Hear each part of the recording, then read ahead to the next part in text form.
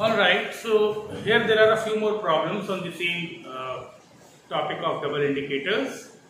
Question 2, 3 and 4, and chances are in course of solving these problems you will get a complete strong grip upon this topic. So please read question 2, which says a mixture of sodium carbonate and bicarbonate requires 2 ml of 0.1 molar sulfuric acid using phenolphthalein. Methyl orange is then added and further 2.5 ml of 0.2 molar sulfuric acid is required. Question ध्यान से पढ़िए. There is a subtle difference between problem 1 and problem 2. Problem 1 में ना दो टाइटर value निकाल रहे थे. Phenolphthalein के साथ में एक अलग टाइटर वैल्यू आ रहा था और पूरा सॉल्यूशन को एक और सैंपल को मिथाइल ऑरेंज के साथ में एक और टाइटर वैल्यू आ रहा था. फॉर रीजंस यू नो, यहां पर ना एक ही सैंपल में जिसमें सोडियम कार्बोनेट और बाइकार्बोनेट है, दो एंड पॉइंट एक एक करके निकालते हैं. कैसे मेरे को पता है कि एक ही सैंपल में काम कर रहे हैं? देखो यहाँ पे लिखा है कि methyl orange is then added, तो पहले एक एंड पॉइंट निकालिए फिनोल्फथलीन, और फिनोल्फथलीन का जो एंड पॉइंट निकले वहां तक क्या हुआ, वहां पर सारा कार्बोनेट बाइकार्बोनेट तक रिएक्ट किया. मैंने बताया कार्बोनेट पहले रिएक्ट करता है बाइकार्बोनेट तक. फिनोल्फथलीन बाइकार्बोनेट वाला रिएक्शन नहीं दिखाता है.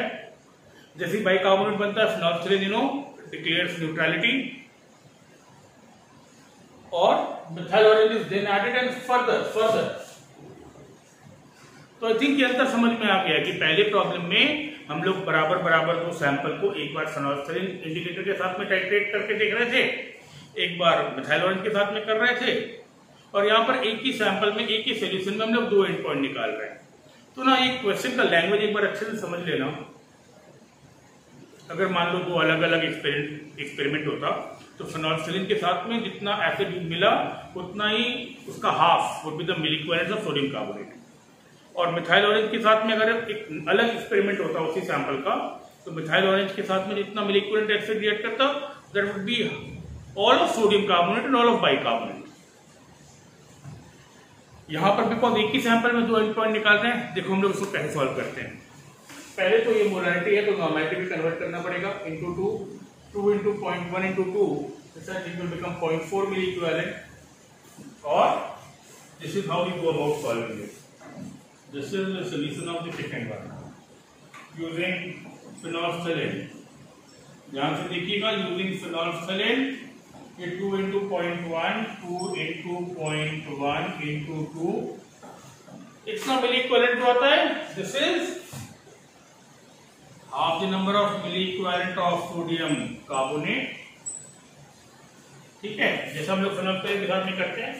मतलब सोडियम कार्बोनेट आपका कितना हो गया, सोडियम कार्बोनेट हो गया दिस इज 0.4 into 2, 0.4 into 2 इतना मिली इक्विवेलेंट, और टोटल वॉल्यूम है आपका 10 ml इनटू जो इसका इक्विवेलेंट वेट होता है विच इज 106/2, और मेरे को लगता है 10 will give you 4.24 grams per liter.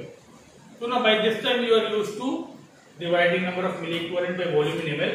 See the milli equivalent by ml से नॉर्मेलिटी आता है, तो equivalent weight will give you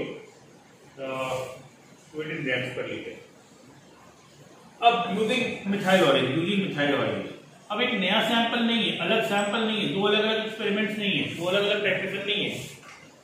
phenolphthalein जिसको न्यूट्रल बता दिया, उसमें जब आप मिथाइल ऑरेंज की कुछ बूंदे डालिएगा, when you add a few drops of methyl orange अभी भी उसको बेस बताएगा, बोलेगा अभी तक न्यूट्रल नहीं हुआ है, अभी भी बेस बताएगा, मतलब उसमें और एक्स्ट्रा आपको डालना पड़ेगा. और कितना एसिड डालना पड़ेगा, 0.2 मोलर का 2.5 ml ऑफ 0.2 मोलर.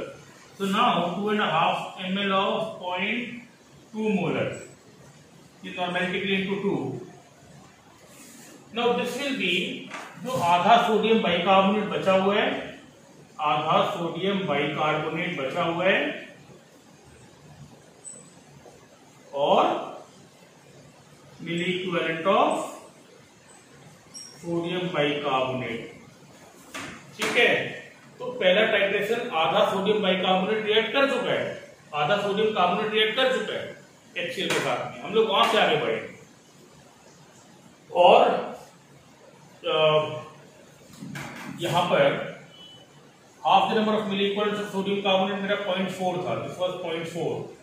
अच्छा, दिस माइट गिव मी ये शायद मेरे को लगता है 1 आता है, ये पूरा 1 आता है, 1 मिली इक्विवेलेंट. ये अगर पूरा 1 मिली इक्विवेलेंट आता है और हाफ मेरे को पता है 0.4 है, ये मेरे को पता है 0.4 है, पहले वाले इक्वेशन से, टोटल 1 है, तो this will be 0.6 milli equivalent, this will be 0.6 milli equivalent. एक बार नंबर ऑफ मिली इक्विवेलेंट आ गए तो क्या करते हैं, sodium bicarbonate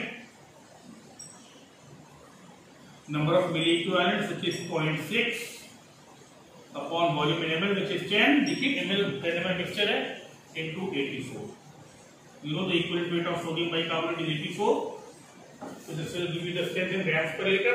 I think 0.6 by 10 into 84, so give you 5.04 grams per liter.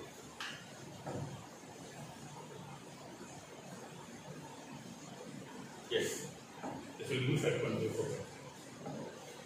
We'll talk about problem 3 now.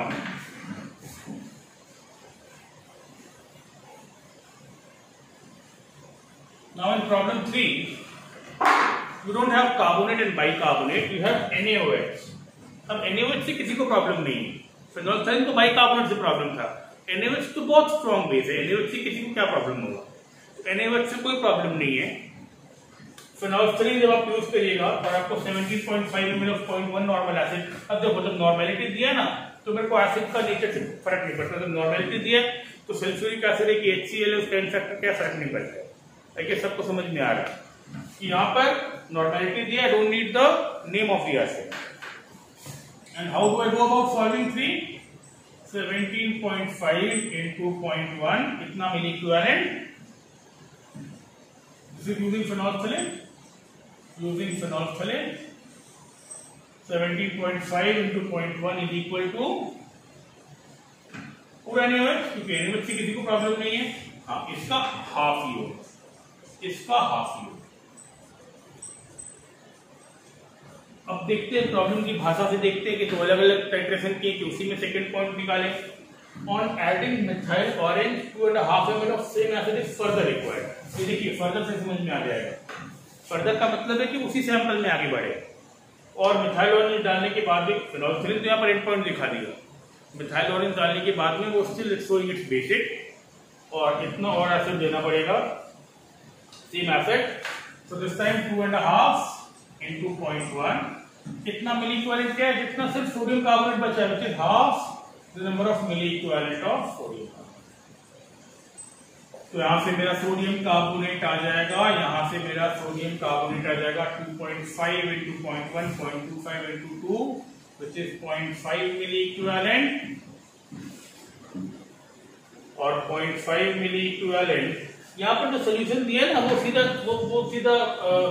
Grams पर 200 ml दिया है, तो ये 0.5 मिली इक्विवेलेंट का वेट निकालना होगा, 0.5 मिली इक्विवेलेंट का वेट होगा 0.5 into 10 to the power minus 3 into 53, the equivalent weight है, मेरे को लगता है this will give you 0.0265, और ये हाफ मिली इक्विवेलेंट आपका, हाफ मिली इक्विवेलेंट अगर 0.25 आता है, ये पूरा अगर 0.25 है, अगर ये पूरा 0.25 है, and if this is 1.75, if this is 1.75, figure out this is 1.75, तो NaOH क्या मिलेगा, NaOH होगा 1.5 मिली इक्विवेलेंट। हम लोग यहाँ पर नॉर्मेलिटी नहीं निकाल रहे बिकॉज ग्राम्स पर लीटर का आंसर नहीं है, नॉर्मेलिटी निकालना होता तो 1.5 by 200 would be normality into 40, हम लोग यहाँ पर इसका वेट निकाल रहे हैं, इतना इक्विवेलेंट और एक इक्विवेलेंट इतना होता है, तो you will figure out, this will give you 0.06 grams, तो यहाँ से आपको दो आंसर मिलेगा, ग्राम्स पर लीटर नहीं, यहाँ पर ग्राम्स इन दिस मिक्सचर निकालना है। और 24 की भी बात कर सकते हैं, 25 ml मिक्सचर है NaOH और सोडियम कार्बोनेट का, इसमें 40 ml 0.5 मोल HCl लगा यूजिंग फिनोल्फथालीन, और 45 ml of the same acid लगा यूजिंग मिथाइल ऑरेंज। अब देखिए यहाँ पर कहीं पर ऐसा नहीं लिखा है कि methyl orange is further added and further acid is added, तो यहाँ पे दो अलग अलग टाइट्रेशन हुआ है, तो अभी आपको अंतर समझ में आ जाएगा। क्वेश्चन 4 देखिएगा ध्यान से, and now when you look at the solution of question 4 का सॉल्यूशन देखोगे तो 40 into 0.5 using phenolphthalein 40 into 0.5 molarity normality for HCl is equal to half the number of milli equivalent of sodium carbonate, और यहां पर NaOH भी लेना होगा, sorry NaOH plus half the number of milli equivalent of Na2CO3। NaOH तो लेना ही पड़ेगा because NaOH का किसी से कोई प्रॉब्लम नहीं है और सबसे बेसिक है। और यूजिंग मिथाइल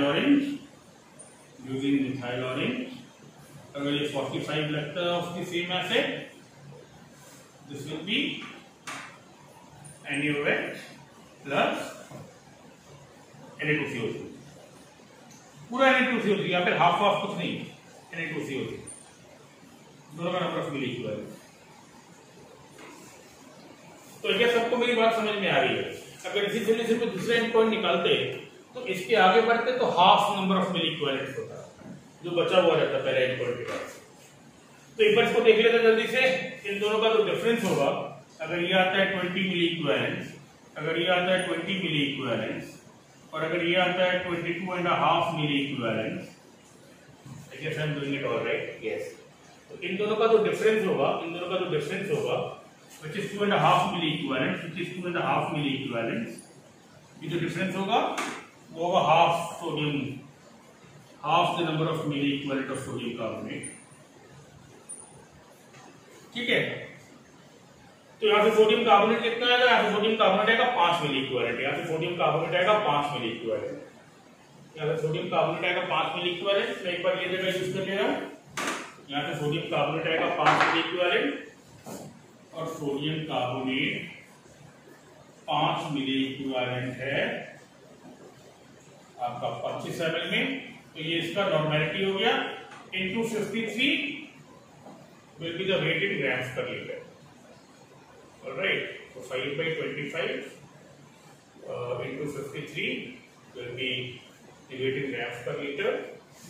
और अगर ये 5 आता है, 5 मिली इक्विवेलेंट आता है, सोडियम कार्बोनेट टोटल 5 मिली इक्विवेलेंट आता है ना, अगर ये 5 आता है तो ये 17.5 होगा, ये Na1 17.5 होगा।